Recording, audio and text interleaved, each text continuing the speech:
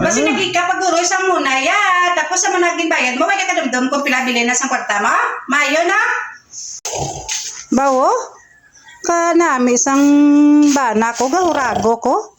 Huwag nakapamukaw, sulod balay isang kaulugbon niya. Tama ako kulugbon gabi mo, yung kadumdum, hindi kong tulugan sa alas ba? Pero ko pa, kaya pa sa balay pa.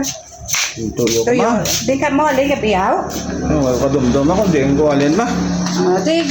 Tigdada na ipaw. Lai matiyag ko, tama ako kubog, tutagaan ni puli gabi ba? Hindi may kadabot nga man niya ito. Sige pa, huwag na danay. Tagaan ako gabi ba? Lai matiyag ko, sakit ulo ko ba? Ay ma! Ha?